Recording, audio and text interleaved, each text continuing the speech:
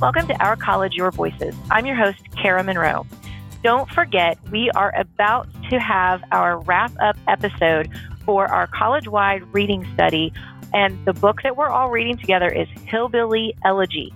So don't forget, grab a copy of Hillbilly Elegy from your library, download it to your reader device, or grab it at your favorite local bookstore and join us. That conversation is going to air sometime in late April. So grab a copy and join us in reading Hillbilly Elegy. On today's episode, we are continuing our conversation about 8-week courses.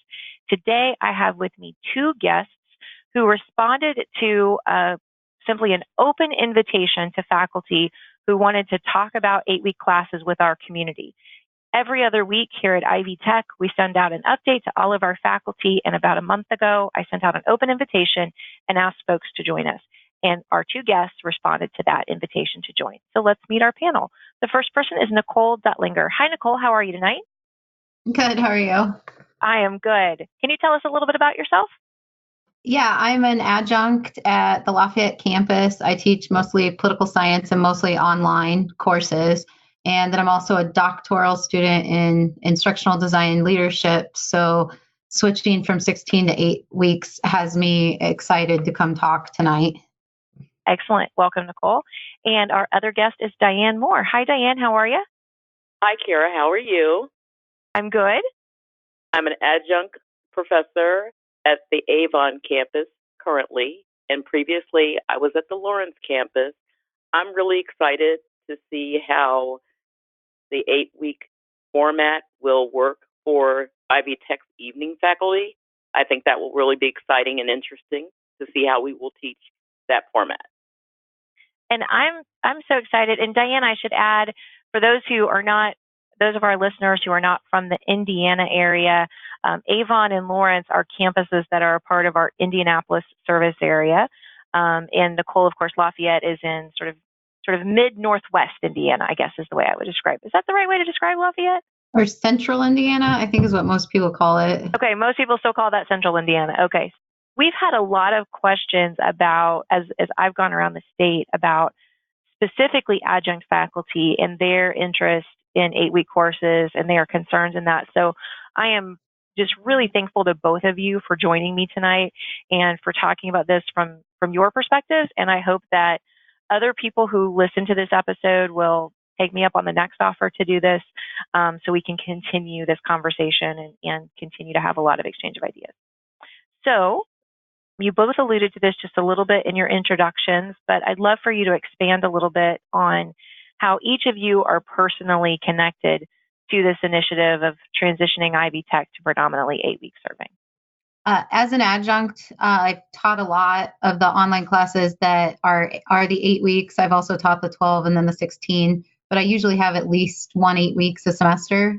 And since I've been able to see some issues with those, I guess that got me personally involved in caring about the way that we're going to transition because I've seen the good and I've seen the bad of my 8-week classes. So I'm really personally connected in that way. I would say I have not taught an 8-week class and in that format in probably 10 or more years. And when I did, I taught it at IUPUI. It was a communications course. And I felt like it was a good format in that instead of teaching once a week, I would teach twice a week. And the time frame being quicker, even though it was twice a week, I felt like the students really appreciated that they didn't have to have that longer period of time, especially in the summer, because students don't seem to want to sit in classes in the summertime. So I felt like it worked out really well. I don't know. I feel like it could work out well again, but that was a long time ago. So I know our technology has improved, monumentally in that time frame. So when you both have some experience teaching 8-week here before we announced this initiative, or at other places before we announced this transition, when you did hear that Ivy Tech was going to make this transition to becoming predominantly 8-week serving, what was your personal reaction? And Diane, I'll start with you this time. I thought it would be interesting and exciting, as I stated earlier, And I was just eager to try another format because I've been teaching 16 weeks now for years. As I said, it had been years since I had taught an 8-week format. So I was thinking, what is this going to look like? How are we going to do it? Will there be more technology involved? Will we be using Ivy Learn more?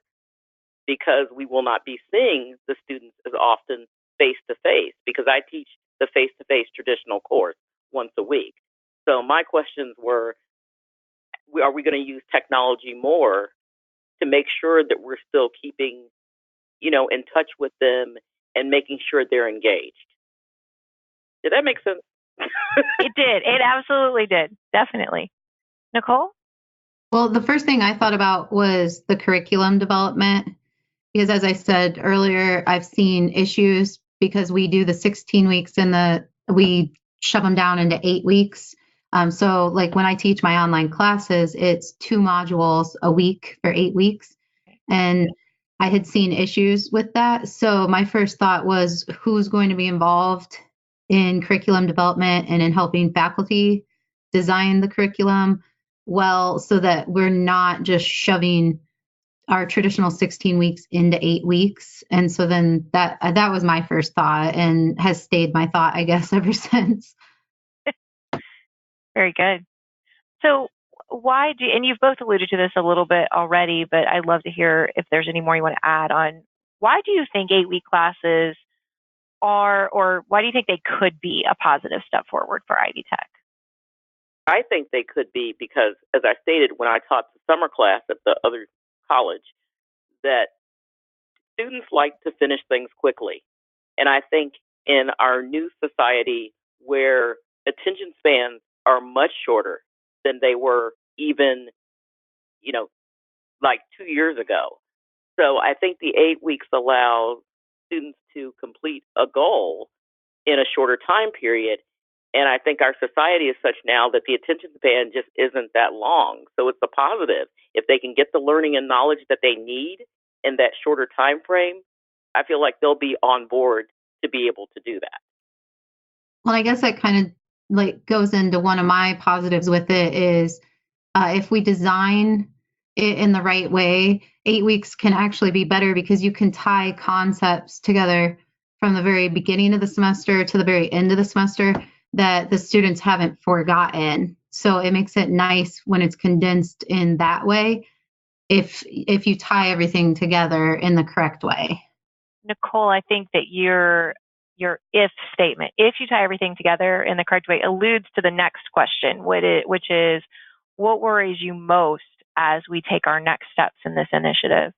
Well, that would be my biggest worry, is that we're not going to design the curriculum correctly as either the statewide online courses that are all centrally designed, or as individual faculty members, that we're going to not have the tools or the resources in order to think outside of the box, because we can't do the same traditional brick and mortar 16-week thing that most people have done even when they were in school. And we can't take that forward with the same amount of success, in my view.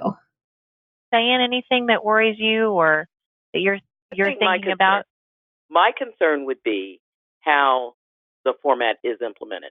So that's kind of, saying part of what Nicole said was, how is this going to be implemented? And can it be implemented successfully to where there's like this smooth transition for students? So we have called this initiative at the college, we've called it a campus-led initiative. You're each attached to a campus, Diane, Indianapolis, Nicole, the Lafayette campus, that is system supported, where I sit in the provost office. And so obviously the two of you are engaged enough with this initiative that you read the biweekly emails to have seen this invitation to participate. In terms of what's happening on your campuses, is there stuff you hear on your campuses, or are there things that your campuses are doing to help prepare you or other faculty or students for this transition? And how's that going for you? All I've received is basically the emails. And I think that's because I'm only at the campus usually once a week on the day I teach. Sometimes I'll come in another day if a student needs to make up something, make up an exam or make up a speech. But for the most part, most of the communication I've received has been via email and just sort of update. Yeah, I think that's one of the problems with adjuncts. I don't think we're brought into the fold, even though we actually teach more classes than the full timers. But I don't think we're brought into the fold very often because we're just adjuncts. And so I mostly everything I've heard is emails from you and then my department chair, he's done a good job of discussing things with me, but he's not, I don't think any of us really know exactly where to go with it yet because it's still in the strategic designing and the pilot testing. Okay, very good, very good. So when you think about teaching an 8-week class, what do you like or dislike about it? Well, I love that. I love that I can see them grow so quickly from the beginning to the end of the semester, and that I have noticed I do retain students better. I think our numbers showed that as well. And so I do retain students in a way that I don't in my 16 weeks. And I think because there's a lot more chance for life events and other things to get in the way, or they lose that excitedness that they have those first few weeks in a 16 week. And by the end, they're barely hanging on. So I love that we can tackle that. But I have seen a lot of my students not be able to retain the information very well. And I've seen them kind of be like cognitively overloaded. So that I find to be bad. So I'm hoping we can mitigate that by designing things correctly. I agree with Nicole on the positive aspect of them being able to get through the course more quickly. What happens in my courses, they're always full. Like I always to the point where I have to often add people in who are like waitlisted. But what happens is after that break, either fall break or spring break, it's like they forgot they were in a class. That's so true. They lose momentum. You're like, where did they go? And it's really hard getting them back sometimes after the break. I'll email, I'll contact advisors, and sometimes they don't come back. I've had people just abandon the course. So I'm really excited to see if the shorter format will persuade students who really have a full life and they have all these issues and, basically are, the school is like one final thing they have to focus on. I'm hoping the 8-week period will allow them to complete their goal and not have to abandon the course at the break. That's my hope. Me too. I'm so encouraged by, and Nicole, you referenced the data that we're seeing. I'm so encouraged, some by the student success data, that's amazing, but by the decrease in that drop and what we call FW, sort of just abandoning the course is the best way I can explain FW to somebody who doesn't work in the classroom all the time. That decrease in rate is so promising because that means the students stayed and that they're staying engaged. So I hope to see that too. What do you have to do differently when you're teaching an 8-week class? And you've both kind of alluded to this, but I'd love you to just talk about that question in general for a couple of minutes.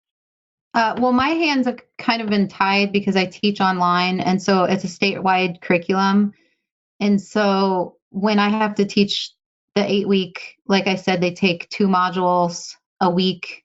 And so it's the exact same class as a 16-week, only double timed. And so I have to, as an instructor, I have to stay on things more often. I have to look at I go through MyIvy Learn and I look through how much have they been on, when are they on, who's falling off, like who logged on a bunch and now they never are, and how much time are they spending on their assignments. And I have to be much more involved in that way because there's no time to waste. If somebody is falling through a crack, you have to catch them so much more quickly in an 8-week class, whereas a 16-week class, it can maybe come to the surface for longer before you have to reach out and make sure that you grab that student up.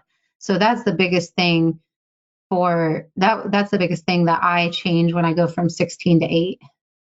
Well, for me, being that I taught the 8-week course years ago at the other college, we didn't even have a format like an Ivy Learn. We did not have an e-learning type format. So the 8-week course was 2 times a week, but basically the communication that I had with them outside of the class was basically just Outlook emails. So it was Outlook emails, and that's how I communicated with them. So I felt like there was not all these options for communication in between our class meetings. Whereas now the technology is to the point where I can do many things online. I can have a quiz online. I can make sure they're doing the reading. There's just so many more options now that make me excited about the format. You two have hit on a couple of really good ones. And I just want to add for folks who are listening to this that we are transitioning those statewide online courses that you mentioned, Nicole, from 16 modules to 8 modules so that they're designed with 8 weeks in mind and that they could still be run in 16 weeks. But instead of smushing down, you would stretch out. And this has been one of those things. And actually, I was with a chair in Lafayette earlier this week, and I said this, and she's like, no, I think you're wrong. And I'm like, okay, this is just me thinking. I have no data to back this on. I think in a couple of years, we will look back on it and go, man, that was one of the smartest decisions we ever made. We should have done that a long time ago to move those to 8 modules, even for the 16-week courses. So I hope that by fall, you start to see a difference in those courses. And if not, let's get involved, because I'd love to have you design one of those courses for us at some point too. So you two both responded to an email, again, part of our biweekly communication plan, where we're sharing a lot of data and research about our 8-week courses, mainly data at this point. I can't really call it research. We also shared, as we started this initiative, some research from other institutions like Odessa College in Odessa, Texas. What do you take away from that research? You've already mentioned a little bit about you've seen drop rates going down. What other things do you take away from that, and what questions does it leave for you? I'm still thinking, so I don't have anything right now. So for me, I loved seeing the data on the retention. After the Odessa College thing came out, I went and studied up on it and saw that they'd won awards last year in 2018 for reimagining it, and because they were about to be shut down. So I thought, wow, these 8 weeks, it really helped them. And so I went into the research on it, and I loved a lot of what I saw. But one of the things that concerns me is it just their switch from 16 to 8 that saved them, or is it the entire program that they put in? And so I worry that we're not going to put in as much of the program as I saw with them. So for instance, they have every first class, you have to make names, like everybody has names, you introduce each other and you make that connection. And then they've shown that helps with their retention more so than even if the class is good or boring or whatever. It's more about that. And so I thought that was really interesting. And I could see how I could do that in a face-to-face, but how do I capture that in an online class?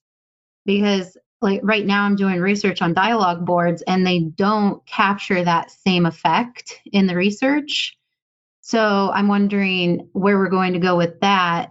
And then I'm wondering if our data on retention, where is our data on actual student retention in their minds, like of the actual information? Because I'm seeing a lot circling around, look, we're retaining them in class, but are we actually making sure they retain information, or are we bringing the concepts and the objectives of the class, like are we watering them down to where they can still get a good grade, but they're not grasping concepts the same way that they did previously? Absolutely. I was going to say I had not heard that much about Odessa College, until I basically saw some emails about it through Ivy Tech email. And what I saw that interested me in terms of Odessa College was that they indicated that students from lower socioeconomic backgrounds were able to receive financial aid easier or more easily. So I thought that was interesting. And I didn't maybe understand how that happens, but that was the thing that struck me when I was able to look at the information briefly from Odessa College. And part of the reason for that, Diane, was that more of their students became full-time degree-seeking students, and so they're eligible for a broader range of financial aid as a result of that. That and the fact that they've almost eliminated the gap in socioeconomic status are two of my favorite statistics from them. So I'm glad you picked those up.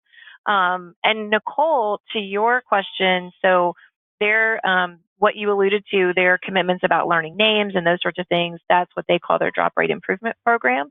We've adapted that into our student success commitments, and we just adopted them December of 2018. And for folks who are listening to the podcast, we have 3 episodes on the student success commitments.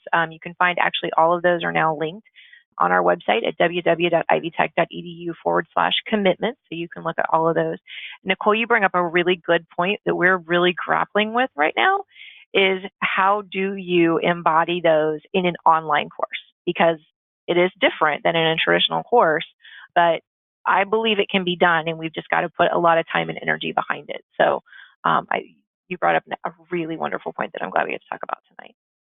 Right. I think it definitely can be done, but it may be a mix of having to have some synchronous sessions instead of all asynchronous. And but that's not a bad thing. And if students and faculty expect that, I don't think that we're going to be making it too hard for anybody. Yeah. And as we talk about the online academic unit, which we talked about in episodes 24 and 25, that is some of the work that some of those 11 sub-teams are doing around online courses to reimagine how do we do them. I know the professional development sub-team is talking specifically about those commitments. So very good point. As you two look 3 to 5 years down the line when we're majority 8-week serving, how does Ivy Tech look different and look the same? Well, hopefully it would mean at that point that more students are completing their courses. So I would guess that would mean there would be higher graduation rates, which is always a good thing.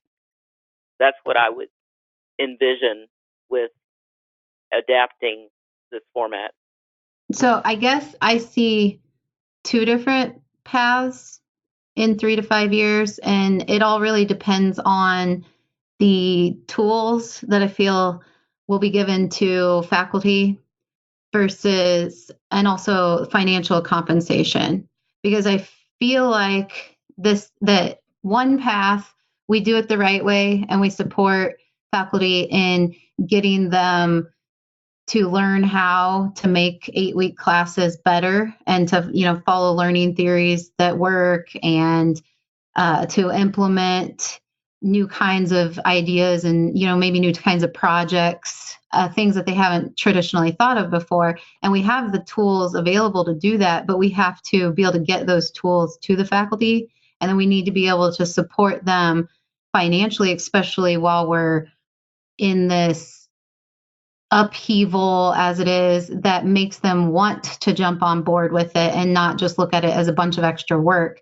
And so I think if we do it the right way, in 5 years, we're sitting in a really good place, possibly winning awards like Odessa. But if we don't do it in the right way, I'm afraid in 3 years, we're wondering, how do we fix the curriculum issue within our faculty?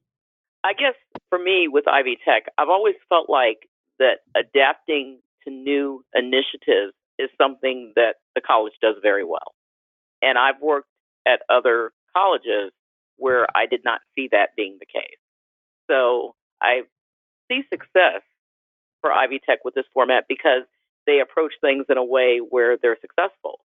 Making the transition to Ivy Learn, I felt like all the tools that I needed to learn how to use Ivy Learn were given to me. There were several opportunities to be trained on Ivy Learn. So I would think that for something as important as an 8-week course format, that training will be there and that it'll be approached the same way other initiatives have been approached by the college?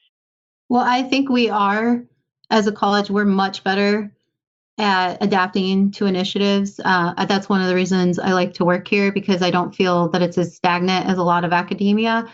But we do still fight against a lot of academia that is very entrenched in it's always been this way. We shouldn't change it.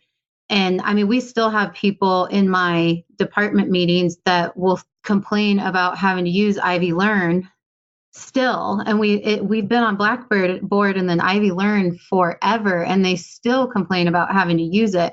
And so I guess I've seen enough to know that we're still going to have a lot of faculty very against it, because this is completely out of the box for most of them. Most of them went to a 16-week school and they TA'd, and then they taught at 16-week schools, and they've taught now at 16-week schools. And to take that, to get them out of that path, I think is going to take a lot more than just a couple of training sessions that are available. I think there's going to need to be a lot more incentive in order to get them to get out of that entrenchment that we find so often in academia. That's a really good point, because I too, had 16-week courses. I had 16-week courses when I was a teaching assistant. It was 16-week courses. So I would say you're right about that, in that it is hard to adapt to major change. So that's a really good point. But I think we can. I really do. Okay. With the correct support, I really think we can. It just needs to be there. I loved that conversation between the two of you. I'm so glad I have it recorded. It was beautiful. Thank you. As the two of you think about your role as adjuncts, what additional roles would you like to play in the process of moving from 16-week to 8-week courses at Ivy Tech? Well, for me, they sent out the emails about the curriculum development, because they sent out an email a while ago. We get a lot of emails, as you know.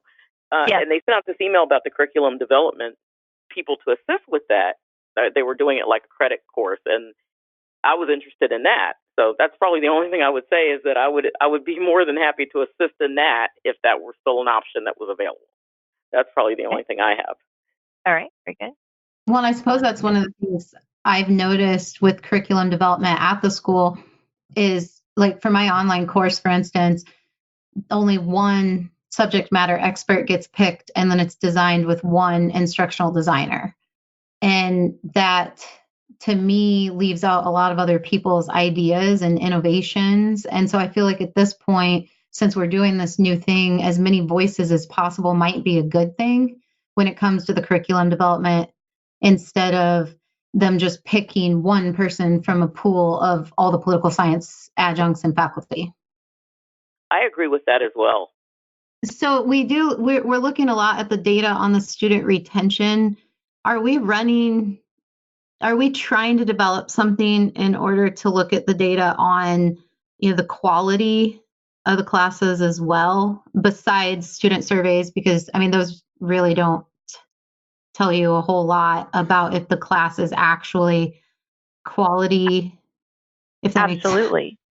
We're looking at a couple of different things, which are, first of all, we're looking at a study that will compare students in 8-week courses with similar students in 16-week courses.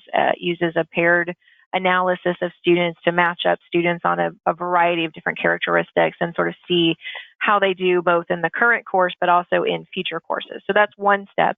The other one that we're going to look at longer term, and this is one of the things I think about for the 3 to 5 years down the line, is how do students do on their technical outcomes and their general education outcomes assessments at the end of their program.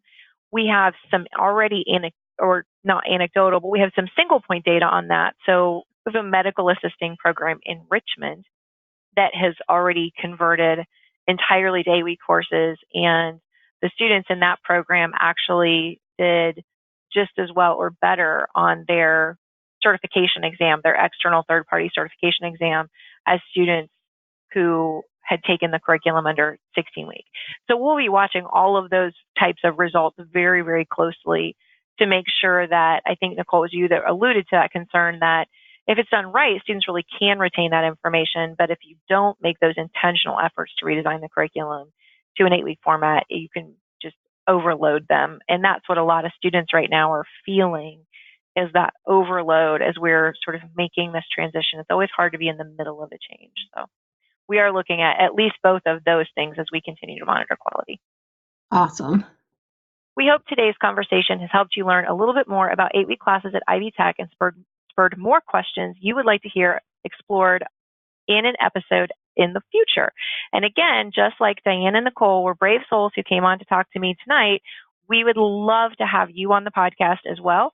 So you can do a few different things. You can reach out to us at our email, ourcollegeyourvoices@ivytech.edu.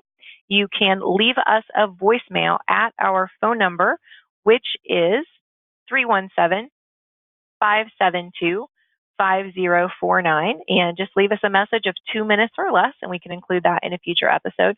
Or watch for those, if you're inside of our Ivy Tech community, watch for those every other Friday emails. And in the not too distant future, I'll put another invitation to be on a podcast, and you can join us there. In each episode, we also ask you to engage in a call to action. And we, like I said, we want you to share your perspectives on 8-week courses with us. So use any of those means that I just had. And you can share about your experiences with me on Twitter as well at KNMTweets.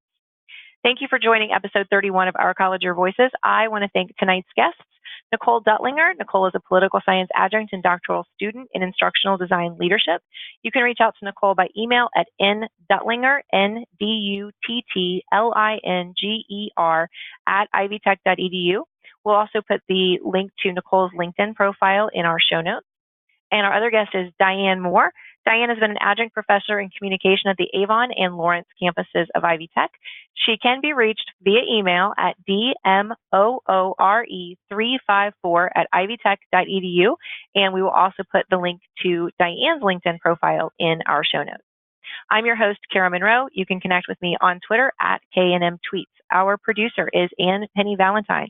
You can find Ann anytime on Twitter at Indy Penny. Our website for the podcast is ivytech.edu/podcast. It is maintained by Tracy Allen.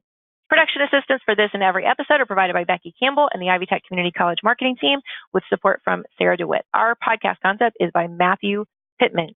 Don't forget, you can leave us a voicemail at 317-572-5049, and you still have time to join in our college-wide book read of the book, Hillbilly Elegy. We'll put all that information in the show notes. Theme music, recording, and post-production services provided by, as always, by the incredible Jen Eads of the Brasi Broadcasting Company, and we will talk to you next time on Our College, Your Voices.